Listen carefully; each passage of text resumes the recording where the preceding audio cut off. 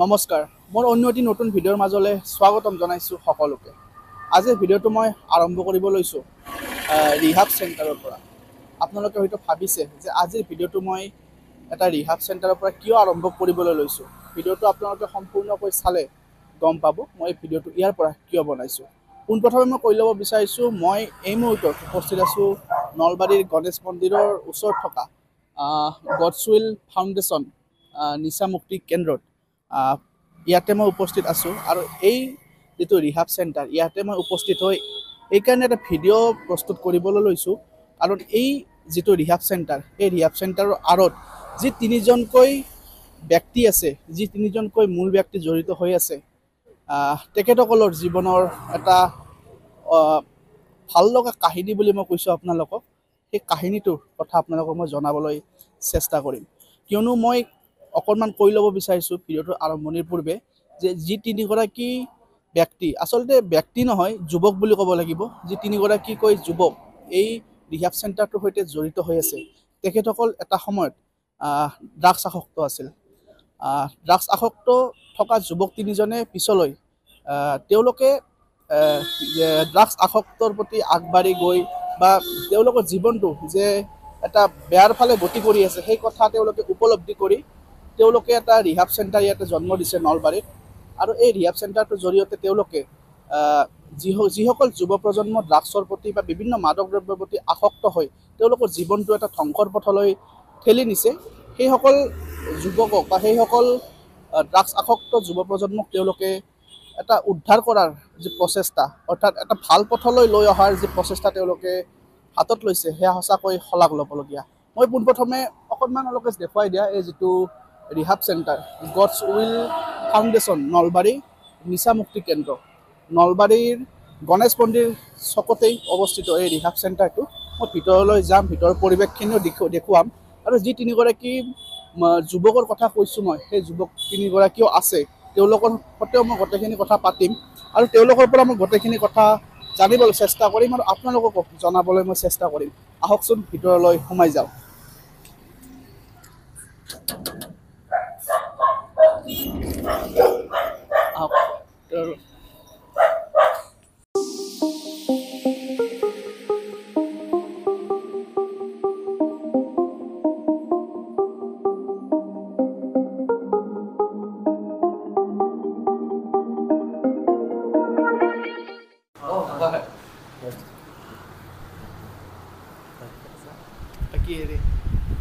মই ইতিমধ্যে ভিডিঅ'ৰ আৰম্ভণিতে যি কথাখিনি ক'লোঁ বা যি তিনিজন যুৱকৰ কথা মই ক'লোঁ, তেওঁলোক হৈছে এইকেইজন। তেওঁলোকৰ প্ৰথমে মই পৰিচয়টো লৈ ল'ম। আপোনাৰ নামটো? হয়, নমস্কাৰ, মোৰ নাম মৃদুল দাস। মোৰ নাম জয়ন্ত বৰুৱা। নমস্কাৰ দেই, মানৱজ্যোতি দাস হয়। এই তিনিগৰাকী যি যুৱক আপোনালোকে দেখিছে, স্ক্ৰীণত যে দেখিছে, যুৱককেইগৰাকীৰ যিটো জীৱন কাহিনীটোৱে সঁচাকৈ আপোনালোককো যথেষ্ট অনুপ্ৰাণিত কৰিব বুলি মই ভাবিছোঁ আৰু ভিডিঅ'টো আপোনালোকে শেষলৈকে মই সেইকাৰণে চাবলৈ মই অনুৰোধ কৰিছোঁ।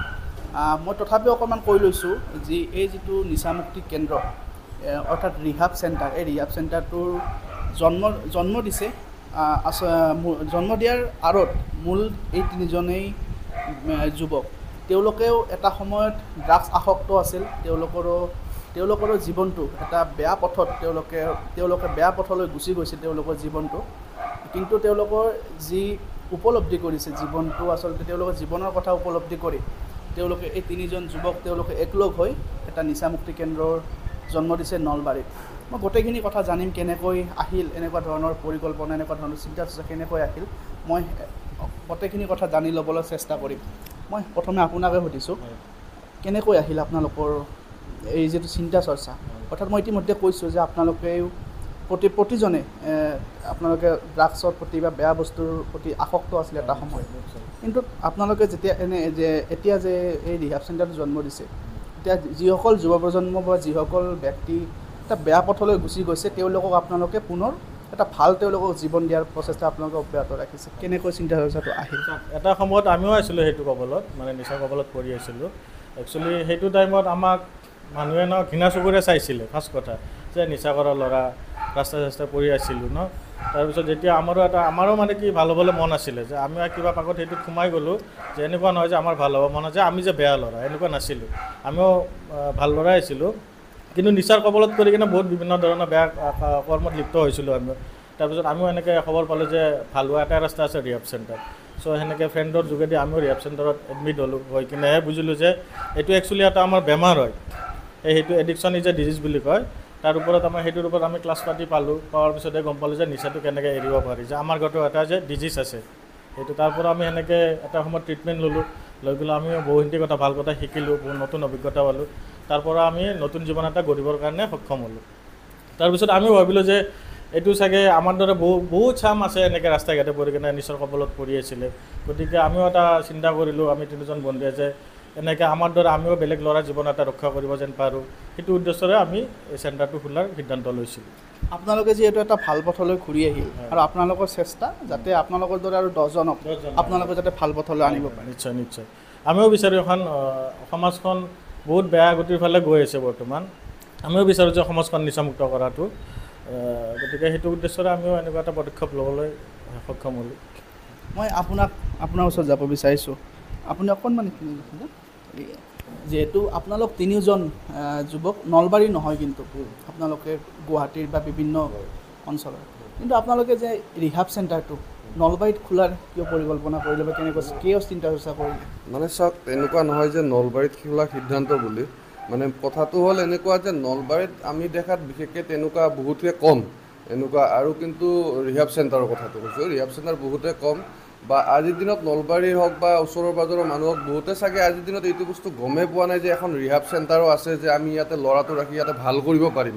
তাক এটা শুদ্ধ ৰাস্তাত নিব পাৰিম তো সেইটো প্ৰচেষ্টাত আমি নলবাৰীত এইটো কৰিলোঁ তো নেক্সট কথা আপোনাৰ ধৰক নলবাৰীখনতো ইমানখিনি আজিকালি বহুতেই হৈ গৈছে আৰু এডিক্ট আপোনাৰ ক'ব গ'লে কাৰণ আজিকালি আপোনাৰ এনেকুৱা হৈছে ঘৰে ঘৰে এজন নিচাৰী তো আমি বিচাৰোঁ যে আমি চবৰে লগত আমি এটা মিলিজুলি থাকি আমি চবকে এখন ভাল এখন সমাজ এখন গঢ়োঁ লগতে এখন ঘৰ এখন আমি মানে সুস্থ মানে ধৰক এজন নিচা যেতিয়া কৰি থাকে ন এজন ল'ৰাই সেই ঘৰখনত টোটেলি মানে কিমানকুৱা হয় সেইটো আমি জানো কাৰণ আমি এটা ভুক্তভোগী কাৰণ যিহেতু আমি কৰি আহিছোঁ সেইবিলাক তো সেই বস্তুটো আমি যাতে নেক্সট ঘৰ এখনত নহওক সেইটো ভাবি কেনেহে আমি এইটো এটা পদক্ষেপ লৈছোঁ যাতে সেইখন ঘৰক ভাল হওক বা সেইখন ঘৰৰো অলপ সুখ শান্তি হওক ঘৰখনতো কাৰণ এজন যেতিয়া ড্ৰাগ এডিক্ট এজন যেতিয়া ঘৰত থাকে সেই ঘৰখন মানে আপোনাৰ শান্তি বোলা বস্তুৱে নাথাকে এইটো নহয় যে অকল ল'ৰাটোৰ প্ৰব্লেম সেই গোটেই ফেমিলিটোৰ প্ৰব্লেম লগতে গোটেই ছ'চাইটিটোৰ প্ৰব্লেম তো সেইকাৰণে আমি ধৰক এনেকুৱা এটা ভাবিলোঁ যে আমি এইটো যিহেতু ধৰক গুৱাহাটীত ক'ব গ'লে বহুতখিনিয়ে আছে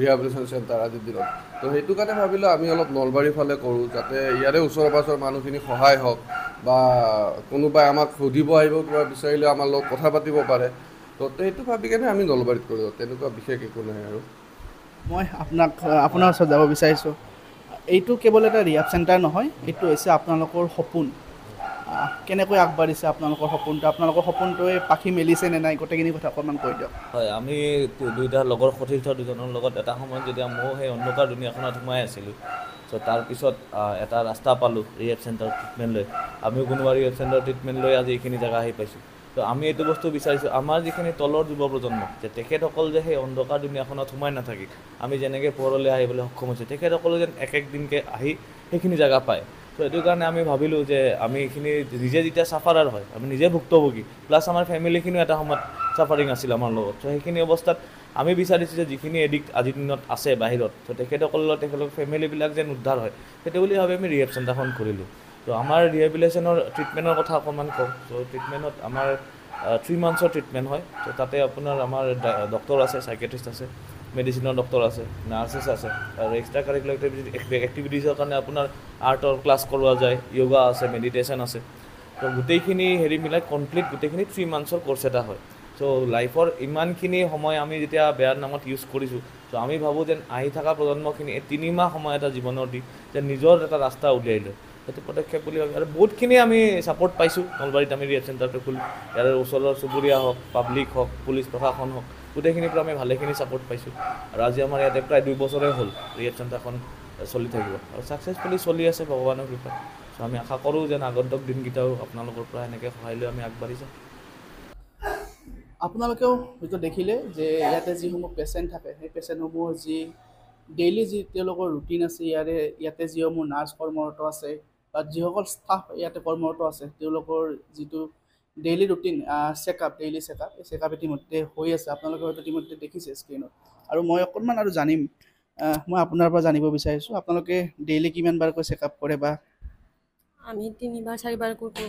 ডেইলি 3 বা 4 বাৰ সকলো পেচেণ্টকে কৰা যায়নে? চবকে কৰোঁ, সকলোকে কৰোঁ গোটেই মাহত। ইতিমধ্যে আপোনালোকে শুনিলেই যে ইয়াতে যিসমূহ পেচেণ্ট থাকে এই গোটেইসমূহ পেচেণ্টকে ডেইলি 3 বা 4 বাৰকৈ ইয়াতে তেওঁলোকৰ যি ৰুটিন ডেইলি চেকআপ এই ডেইলি চেকআপ সম্পন্ন কৰা হয়। এই 3জন যুৱকে এটা সপোন লৈ আগবাঢ়িছে যে তেওঁলোকৰ সপোনটো হৈছে তেওঁলোকে জীৱনৰ এটা সময় তেওঁলোকে নষ্ট কৰি আহিছে এই ড্ৰাগছৰ প্ৰতি বা বিভিন্ন মাদক দ্ৰব্যৰ প্ৰতি তেওঁলোক আসক্ত হৈ জীৱনৰ বহুমূলীয়া সময়ৰ কিছু সময় তেওঁলোকে নষ্ট কৰি আহিছে। আৰু তেওঁলোকৰ এতিয়া সপোন হৈছে যে এখেতসকলৰ দৰে পূৰ্বতে যেনেকুৱা অৱস্থাত আছিলে সেনেকুৱা অৱস্থাত যিসকল যুৱ প্ৰজন্ম আছে, অৰ্থাৎ ড্ৰাগছ বা মাদক দ্ৰব্যৰ প্ৰতি আসক্ত যিসকল আছে তেওঁলোকক যাতে তেওঁলোকে এটা ভাল জীৱন দিব পাৰে, তেওঁলোকৰ মূল সপোন হৈছে এইটোৱে। আৰু এই সপোনটো লৈয়ে তেওঁলোকে আগবাঢ়ি গৈছে।